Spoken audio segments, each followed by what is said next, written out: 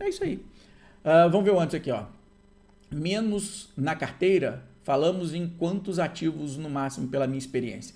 O Anderson, essa é uma pergunta interessante, vamos fechar com ela. Quantos ativos ter na carteira para multiplicar o capital? Quantos ativos ter na carteira para efetivamente ficar rico com ações? Quem ficou até o final, depois disso aqui a gente desliga, vai né, beber o mel. É como se eu carregasse a verdade. Né? Mas aqui eu já falei, isso aqui é uma democracia cubana, ok? Isso aqui é uma democracia cubana. Você tem toda a razão de concordar comigo. Se discordar, pode pular fora. Né? Pelo oceano, né? pode ir embora para Miami. Mas vamos lá. Matematicamente, porque assim, matematicamente já tem vários estudos que dizem que a partir da 15ª ação, você já não, a diversificação já não faz mais efeito. Porque você vai entender o seguinte, que o risco que você corre com ações é uma somatória, né, do risco sistêmico de mercado mais o risco da ação. À medida que você vai aumentando o número de ações, você vai diminuindo o risco de cada empresa. Mas você não dilui o risco sistêmico. Esse você vai correr de qualquer jeito. E aí, matematicamente, a partir da 15ª, entre 15 e 17, tá? Já não vai fazer mais diferença nenhuma. Você pôr mais uma, mais uma, mais uma, mais uma. Isso a gente pensando em partes iguais, tá? Porque não adianta antes falar assim, eu tenho 15 ações. Uma é 90% da carteira e o resto, as 14 restantes eu dividi. Não, vamos falar em partes iguais. Então, matematicamente já não começa a fazer mais efeito. Então, você tem aí um número, né? Número 15, por exemplo, que é o número máximo de ações para que cada posição faça efeito, beleza? Tá.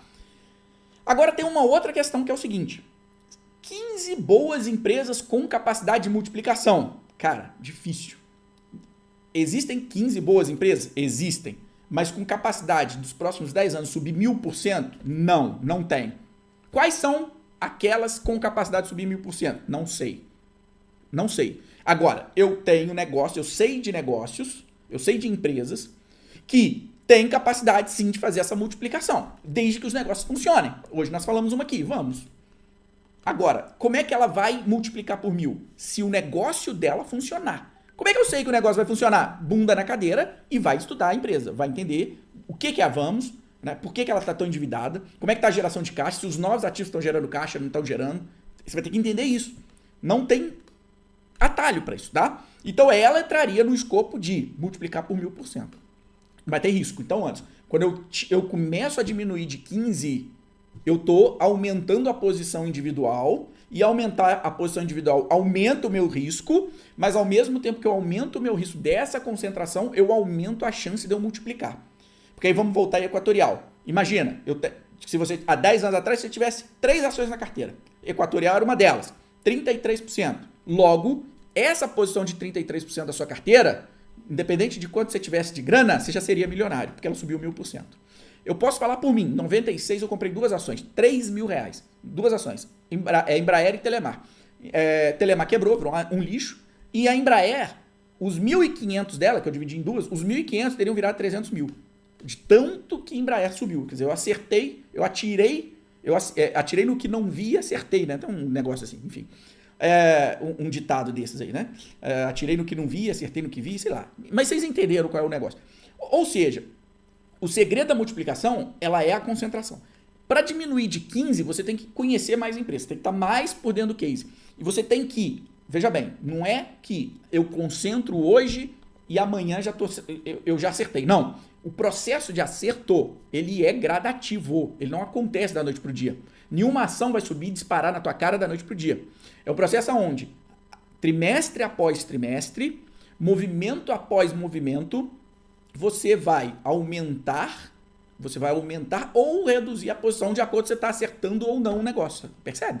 Por exemplo, você tem lá uma posição estrutural em Vamos. Veio um resultado bom, o papel começa a responder. Opa, peraí, pode estar dando certo isso aqui. O endividamento, a geração de caixa começa a cobrir o endividamento. Opa, está dando certo isso aqui. Vou aumentar um pouco essa posição.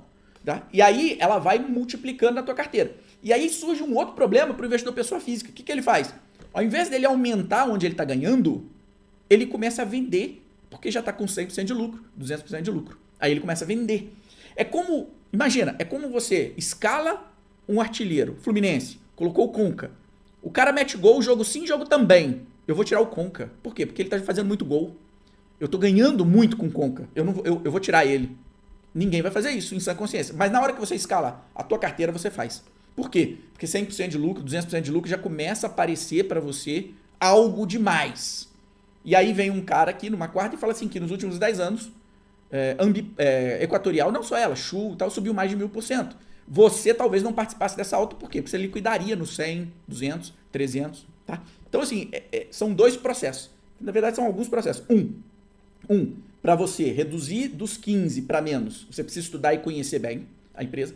A empresa precisa te dar o retorno, ou seja, resultado após resultado, ela tem que mostrar que veio. Esse é outro ponto. E aí vem a parte psicológica, que é aceitar ganhar dinheiro. Pode parecer contra-intuitivo, mas acontece. As pessoas não aceitam ganhar dinheiro. Elas são lenientes com a perda. Estou perdendo 30, 40, 50, vou segurar. Estou ganhando 30, 40, 50, vou realizar lucro. Tá? Então, quando você está ganhando, significa que você acertou. Acertei. Ó, comprei isso aqui, funcionou, está subindo, acertei. Mas eu vou realizar lucro. Então, esse conjunto aqui, né, para que o Anderson, ou quem for montar uma carteira, consiga reduzir desses 15 ativos para uma quantidade menor. Ah, e tem mais um aqui, para a gente fechar, que não influencia tanto, mas eu sei que em algumas pessoas sim, que é o tal da grama do vizinho é mais verde. Quando você reduz posições, você automaticamente está excluindo outras, fato. Né? Escolher é excluir, é isso. Então eu excluí todas as outras posições da bolsa na hora que eu escolhi ter, um exemplo, 7 ações. E aí, automaticamente, muitas pessoas começam a olhar para outras ações. Por exemplo, eu não tenho Banco Inter. Dentro do nosso grupo lá, Israel, Juliano, entre outros, adoram o Banco Inter. O Banco Inter sobe absurdos esse ano. Mesma coisa com o Prio. Eu não tenho. Eles têm. Sobe absurdos no ano. Aí a grama do vizinho está mais verde do que certas posições que eu tenho. E aí, instintivamente, o que eu quero? Eu quero trocar, eu quero pôr aquele cara aqui, eu quero escalar o artilheiro do time rival, eu quero ele no meu time. Só que não vai caber. Por quê? Porque automaticamente vai ter que reduzir o espaço dos outros para que eu jogue com o artilheiro de um outro time. Ao fazer isso, automaticamente você poderia estar tirando espaço de alguém que a tua análise está certa, mas o time é diferente de uma Prio, é diferente de um Banco Inter. Porque tem time na bolsa, tem momento, a empresa não vai subir, as empresas não sobem em bloco. Elas sobem uma, duas, depois pode ter uma que dá aquela pancada. Então, quando você eleger a sua carteira, os seus olhos, né, tem que estar nessa carteira. Óbvio, eventualmente, você pode, coloca mais uma, reduz a participação de uma que não estava indo bem, mas nunca de alguém que está indo bem, né? Mas isso vai acontecer, é natural, é normal, beleza? Mas cuidado com que isso se torne uma regra, né? Ah, preciso trocar, outro está subindo, esse aqui não está, preciso trocar. Não é por aí, tá? Então, o processo de ter menos ações é esse.